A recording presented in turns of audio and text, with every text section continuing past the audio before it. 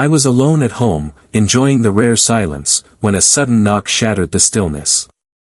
It was my wife's best friend, Sarah. She stepped inside without hesitation, her face tense. Sitting on the couch, she exhaled sharply and met my gaze. Then, in a hushed voice, she said, "There's something you need to know." Sarah had always been close to my wife, Emily. They had been inseparable since college, sharing secrets, late-night talks, and inside jokes I never understood. I trusted Sarah. Why wouldn't I? She was practically family. Emily and I had been married for 5 years, and despite the usual ups and downs, I believed we were solid. Lately, though, she had been distant, late nights at work, hushed phone calls, a vague coldness that made me question if something was wrong. I had brushed off my doubts, but now, as Sarah sat across from me, her expression grim, I felt a chill creep up my spine. Sarah hesitated, glancing toward the door as if debating whether to continue. Then, taking a deep breath, she spoke. "I didn't know if I should tell you this, but I can't keep quiet anymore. You deserve to know the truth." My stomach tightened. The truth. The way she said it sent a ripple of unease through me. "Emily isn't who you think she is," she continued, lowering her voice. "She's been lying to you. I've seen things I can't ignore anymore." A sharp laugh escaped me, forced and uneasy. "Sarah, what are you talking about?" She pulled out her phone, scrolling before turning the screen toward me. My heart pounded as I saw a blurry but unmistakable image, Emily sitting across from a man at a dimly lit restaurant, their hands barely touching across the table. "That's not just some dinner," Sarah whispered. "I followed her last night. She lied to you about working late." I stared at the screen, my pulse roaring in my ears. My mind scrambled for explanations, for excuses. But deep down, something in me cracked. I had ignored the signs for too long. Now I couldn't look away. I couldn't tear my eyes away from the photo, Emily leaning in too close, her fingers grazing his, the glow of candlelight between them. It felt like the air had been sucked from the room. "It could be a misunderstanding," I said, my voice hollow. But even as the words left my mouth, I didn't believe them. Sarah shook her head. "I wish it were, but there's more." She scrolled, showing me another picture, Emily stepping into a car with him, a car that wasn't ours. A dull ache spread through my chest. I wanted to be angry, but all I felt was numb. Had she ever looked at me the way she looked at him? "Why are you telling me this?" I asked. Sarah sighed. "Because I thought you deserved to know before you made a fool of yourself." I swallowed hard. My mind raced through the past few months, her late nights, her sudden secrecy, the way she barely met my eyes anymore. I had brushed it off as stress. Had I really been this blind? That night, I tried to act normal when Emily came home. I watched her closely. She kissed my cheek, her lips colder than I remembered. "Long day," she murmured, slipping off her coat. "Yeah?" I asked, forcing a smile. "You must be exhausted from all those meetings." She hesitated, just for a second. A flicker of something crossed her face before she nodded. "Yeah, you know how it is." I did now. Lying in bed beside her, I listened to her even breathing, my mind replaying every moment I had ignored, the way she turned her phone away when I walked by, the sudden perfume that wasn't hers, the way she had stopped laughing at my jokes. I had convinced myself that we were just going through a rough patch, that love sometimes felt distant but always came back. But love doesn't lie. Love doesn't come home smelling like someone else's cologne. I turned onto my side, staring at the ceiling.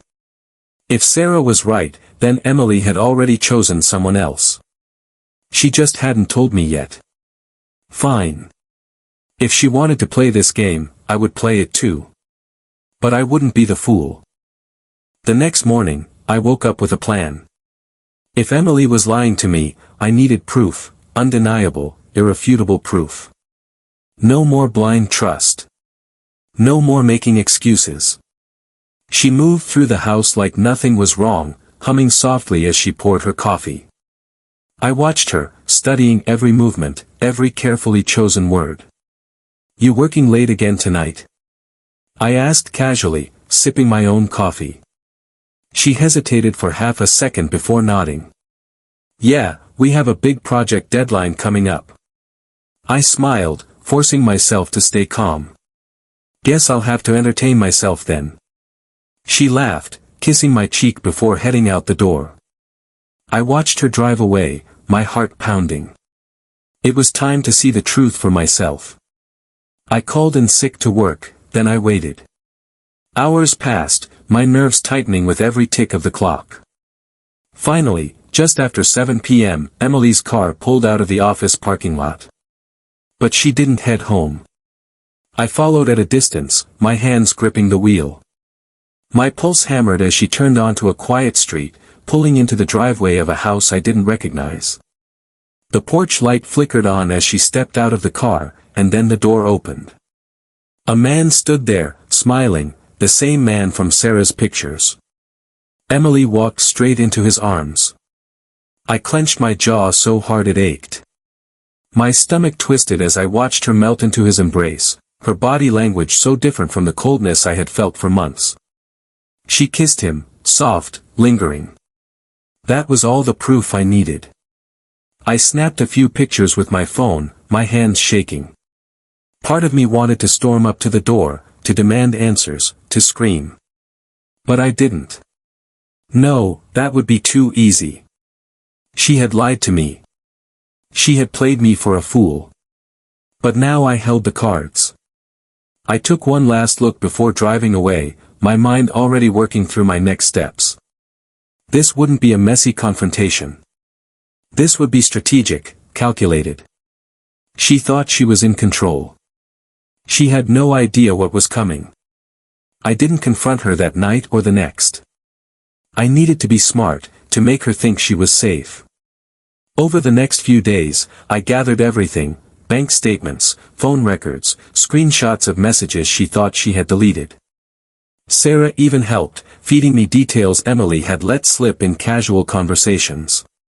Then I planned my move. Friday night, I set the trap. I made dinner reservations at our favorite restaurant, the one where we'd celebrated anniversaries, where she once held my hand and swore she'd love me forever. How fitting. She walked in, dressed beautifully, smiling like nothing was wrong.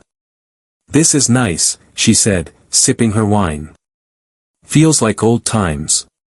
I smiled back. Yeah, I was thinking the same thing.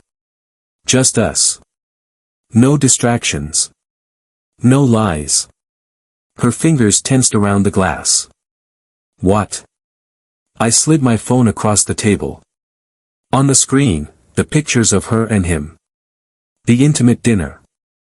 The kiss. The embrace in his doorway. Her face drained of color. Caught. "How long were you planning to lie to me, Emily?" I asked, my voice calm, too calm. She opened her mouth, then closed it. Her breath hitched. She knew there was no way out. The static crackled before the voices came through. Her voice, playful, sultry, laced with betrayal. "If you do a good job today, he'll have to raise another one that's not even his." A deep chuckle followed. My grip tightened around the phone. My heart pounded. I wasn't just betrayed, I was being made a fool. Emily and I had been together for 10 years, married for 7. She was my best friend, my partner, the woman I built a life with. We had 2 beautiful daughters, or at least I thought they were mine. I worked long hours to provide for our family, thinking I was securing our future. Emily stayed home, raising the kids, managing the house, always smiling when I walked through the door. To the world, we were the perfect couple. And I believed it too. Sure, things had changed over the years. The passion faded a little, as it does in any marriage. She was on her phone more, out with her friends more. But I ignored the doubts, convincing myself I was just being paranoid. Love is supposed to be built on trust, and I trusted Emily with everything. Until the night I pressed play on that recording. Until the moment my entire world shattered. It started with a nagging feeling, something wasn't right. Emily had been distant, her laughter forced, her touches brief. She started dressing up more, perfume lingering in the air when she left the house for her so-called girls' nights. I ignored it. I had to. She was my wife, the mother of my children. Doubting her felt like betraying everything we'd built. Then one evening, I left work early, hoping to surprise her with dinner. But she wasn't home. The kids were at my mother-in-law's. Her phone was on the nightstand, buzzing with a new message. Curiosity. Instinct. I don't know what made me check, but I did. A single voice message. I hit play. Damn, babe, last night was wild. If you do a good job today, he'll have to raise another one that's not even his. Laughter. Her laughter. I felt my stomach drop. My fingers went numb. I played it again and again. The woman I loved, the woman I trusted, my wife, she wasn't just cheating. She was mocking me. I stood frozen, rage and heartbreak twisting inside me. But beneath the devastation, something else sparked to life. Revenge. I wasn't going to scream. I wasn't going to beg. No. I was going to make them pay. That night, I barely slept. The voice message replayed in my mind, each word slicing deeper. I lay there in the dark, Emily's steady breathing beside me, completely unaware that I knew. I wanted to shake her awake, demand answers, scream at her, how long, who was he, how could she do this? But I didn't. Confronting her now would only give her a chance to lie, to manipulate, to cover her tracks. No, if she could deceive me so easily, I could do the same. I needed proof, cold, undeniable proof. The next morning, I left for work as usual, but instead of heading to the office, I parked down the street. I waited. Sure enough, an hour later, Emily left the house, dressed up, looking radiant, for him. My hands clenched the steering wheel. I followed her at a distance, heart pounding. She pulled into a hotel parking lot. I forced myself to stay calm. I needed more. Instead of barging in, I took out my phone and started recording. I filmed as she met a tall, well-dressed man at the entrance. His hands slid around her waist. She leaned in, kissed him. It took everything in me not to explode right there. I wasn't a fool anymore. I was a man with a plan.